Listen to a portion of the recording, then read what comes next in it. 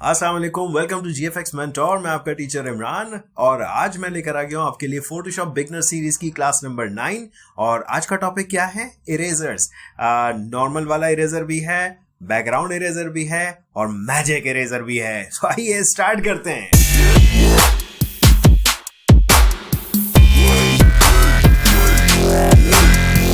So first of all तो मैं आपको ये बता दूं कि इरेजर का काम बिल्कुल वैसे ही है। फॉर एग्जांपल मेरे पास यहाँ पर एक इमेज पर मैंने कुछ ऊट पटांग सा कलर कर दिया है और मुझे अगर इसको मिटाना है तो बड़ा सिंपल सा काम है। ये रहा आपका इरेजर टूल, इस पर जाएंगे, शॉर्टकट इसका ई। अच्छा, बाय द वे ये मैं आपको बता दूं कि किसी भी टूल के ऊपर जब आप अपना माउस ओवर करते हैं तो आपको एक छोटी सी टूल टिप दिखती है, उसमें एक छोटा सा ब्रैकेट के अंदर जो अल्फाबेट लिखा हुआ है वो उसका शॉर्टकट होता है। सो ये रहा आपका इरेजर टूल और इरेजर के साथ आपके पास एक बैकग्राउंड इरेजर भी है, एक मैजिक इरेजर भी है। बट उससे पहले हम देखेंगे इरेजर टूल। इरेजर टूल का काम बड़ा सिंपल सा है यार। मैं इसमें क्या आप लोगों को बताऊं कि क्या करना है, बस मिटा सकते हैं।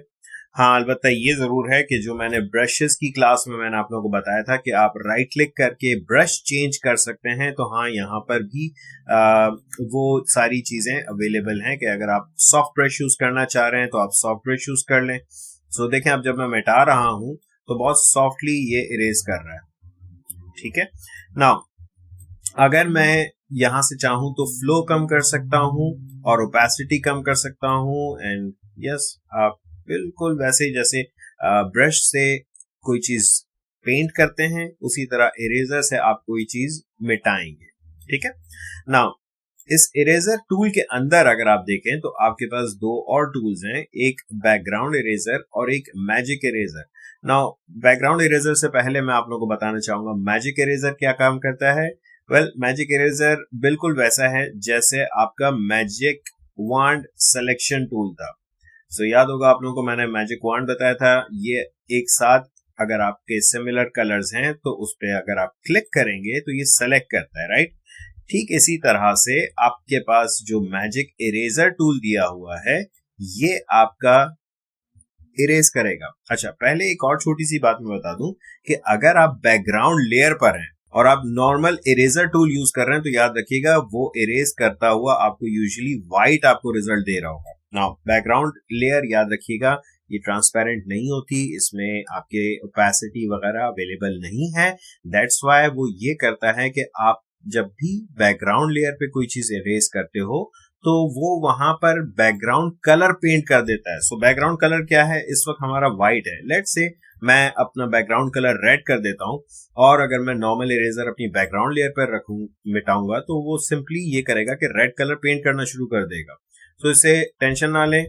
हाँ, अलबत्ता अगर आप इसको ट्रांसपेरेंट करना चाह रहे हैं तो एक तरीके का तो यह है कि इसको डबल क्लिक करें और इसको नॉर्मल लेयर में कन्वर्ट कर दें। सो अब ये आपका लेयर 0 आ रहा है और अब आप जब मिटाएंगे तो ये आपका ट्रांसपेरेंट में मिटना शुरू हो जाएगा, राइट। सो मैं इसको अंडू कर रहा हूँ, मजीद अंडू कर रहा हूँ, बैकग्राउंड लेयर पे वापस हम आ गए। नाउ जैसे मैंने आप लोगों को बताया था कि मैजिक वांड एक साथ एक ही तरह के कलर्स को सेलेक्ट करता है। मैजिक इरेजर सिंपली एक क्लिक में पूरा उड़ा देगा।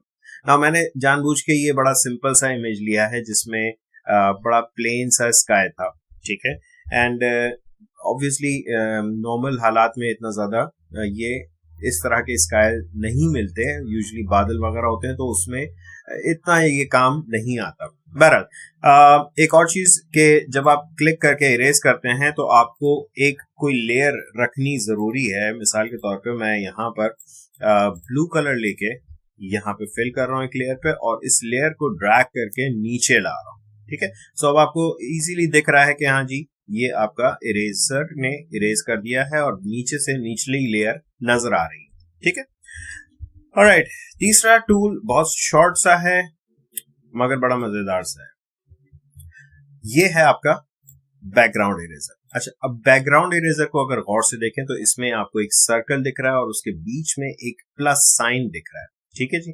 नाउ इस प्लस साइन के साथ मैं आपको एक चीज बताऊं कि ये वो चीज है कि लाइक जहां पर आप रखकर इरेज करेंगे ये सिर्फ उसी कलर को मिटाता रहेगा। नाउ इसमें छोटी सी टेक्निकल चीज मैं आपको बताऊं, जब कभी भी आप इस तरह से बैकग्राउंड इरेजर यूज करना चाहें तो आप पहला काम तो ये कर लें। वैसे तो ये खुद से आपको बैकग्राउंड लेयर को लेयर 0 में देखें खुद ही कन्वर्ट करके दे देता है, लेकिन आप फिर भी खुद से इसको कन्वर्ट करें और एक लेयर लेकर के उसमें कोई कलर फिल कर दें और इसको नीचे रख दें।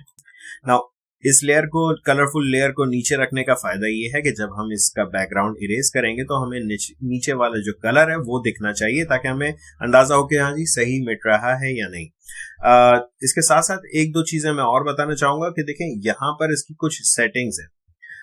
सेटिंग्स क्या है, ये आपके पास सैंपल कंटिन्यूअस, ये है सैंपल वंस, और यहाँ पर है sample background swatch. Now obviously ये बैकग्राउंड स्वॉच पे आप रखेंगे तो आपको बताना पड़ेगा कि ये बैकग्राउंड कलर जो है सिर्फ वो उसी को मिटाए।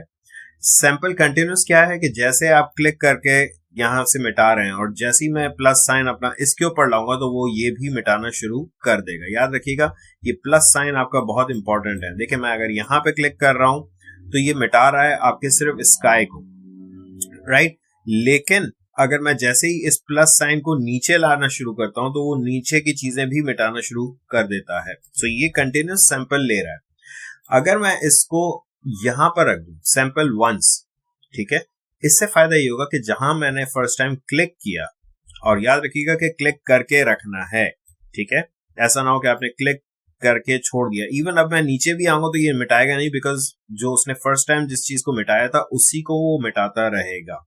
ठीक है जी, ये मैंने सिंपली इस तरह से मिटा दिया ना। अगर आप गौर से देखें तो कुछ आर्टिफैक्ट्स वगैरह रह गए हैं, ठीक है ना। ये क्यों हो रहा है, यहाँ पर आपके पास दी हुई है टॉलरेंस। अगर मैं इसकी टॉलरेंस बढ़ा दूं तो ये थोड़ा सा ज्यादा चीजों को मिटाना शुरू करेगा ना। 40 टॉलरेंस आई थिंक बेहतर है।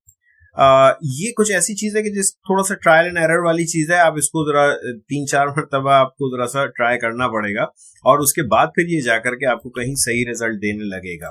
ठीक है, मैं इसको थोड़ा सा टॉलरेंस और बढ़ा रहा हूँ। याद रखिएगा टॉलरेंस बहुत ज्यादा मत बढ़ाइएगा। देखिए यहाँ इसके ऊपर स्काई पर ये थोड़ा सा क्लाउड्स नीचे की तरफ आ रहे थे तो इसने इसको भी मिटा दिया।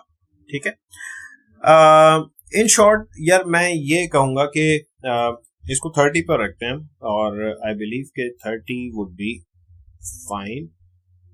एंड वो जो थोड़ा सा रह रहा है उसको हम बाद में एडजस्ट कर लेंगे। ठीक है, सो मैंने इसको इरेज कर लिया ना। अब ये जितना बाकी का हिस्सा बचा है मैं आपको सजेस्ट करूंगा कि सिंपली आप ले लें अपना नॉर्मल इरेजर टूल और उससे इसको इरेज कर दें। बाकी इस चीज का ख्याल रखना कि नॉर्मल इरेजर जब आप यूज कर रहे हैं तो मैं इसकी ओपेसिटी आई मीन जो हार्डनेस है वो 100% रख रहा हूं। ठीक है, तो इसको मैं मिटा रहा हूं like this and that's it.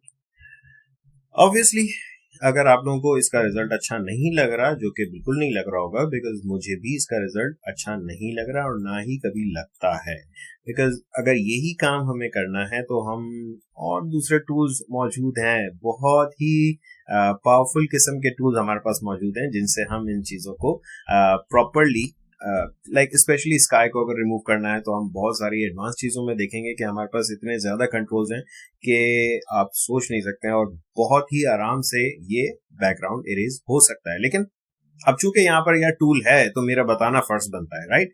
So simply मैं इरेज कर रहा हूं इसको दोबारा से प्रॉपरली एंड दैट्स इट। ये मैंने इरेज कर दिया, राइट। अच्छा, हम इरेज कर क्यों रहे हैं, सवाल ये पैदा होता है कि भाई क्या जरूरत पड़ गई है, इरेज क्यों कर रहे हो, सही तो था आसमान। वेल कई मरतबा ऐसा होता है कि हमें थोड़ा सा आसमान ही चेंज करना हो तो फिर हम क्या करेंगे। सो डेफिनेटली इसमें मैं जल्दी से इसको मिटा के आपके लिए एक नया स्काई का इमेज मैंने अभी डाउनलोड किया है, वो मैं यहाँ पर लाके डालना चाह रहा हूँ। छोटी छोटी सी चीजें हैं, इनको मैं थोड़ा सा मैनुअली एडजस्ट कर रहा हूँ। ठीक है ना, मेरे पास ये इमेज है, मैंने इसको सेलेक्ट ऑल किया, कॉपी किया और यहाँ लाके पेस्ट कर दिया। एंड ऑब्वियसली इसको नीचे रखना है तो मैं लेयर इसकी नीचे ला रहा हूँ, मूव टूल से इसको थोड़ा सा ऊपर यहाँ पे एडजस्ट कर देते हैं। दैट्स इट, ये आपका स्काई रिप्लेस हो गया। सो आई होप ये छोटा सा टूल आप लोगों को समझ में भी आया होगा, पसंद भी आया होगा अगर पसंद नहीं आया तो कोई मसला नहीं, बिकॉज ये इरेजर मुझे भी नहीं पसंद। थोड़ा डिस्ट्रक्टिव टूल है। डिस्ट्रक्टिव से मुराद अगर आपने एक चीज मिटाई और गलत हो गई और आपने फाइल सेव करके बंद कर दी, दोबारा जब आप खोलेंगे तो यार ये करेक्ट नहीं हो सकेगा, आपको ऑल ओवर सब कुछ शुरू से करना पड़ेगा। इससे ज्यादा बेहतर ये होता है कि हम सेलेक्ट करें और मास्क कर दें। मास्किंग अभी मैंने आप लोग को पढ़ाई नहीं है, बहुत जल्द मैं आप लोगों को लेयर मास्क भी समझाने वाला हूँ और बहुत डिटेल में समझाऊंगा और बहुत आप लोगों को अच्छा लगेगा। कब करवाऊंगा ये नहीं पता मुझे, लेकिन करवाऊंगा, जरूर करवाऊंगा। अभी मैं पहले छोटे छोटे से टूल्स जल्दी से निपटा दूं और उसके बाद फिर जरूर हम मास्किंग भी देखेंगे। हमारा जो फोटोशॉप का एडवांस कोर्स है उसमें आप लोगों को बहुत कुछ और नया सीखने को मिलेगा, बट अभी ये कोर्स समझने सिर्फ उनके लिए है जिन्होंने फोटोशॉप पहले कभी यूज नहीं किया। एंड आई होप आप सबको ये क्लास भी पसंद आई होगी। अगर पसंद आई तो प्लीज लाइक कीजिएगा और अगर सब्सक्राइब नहीं किया तो प्लीज सब्सक्राइब करें। Thank you.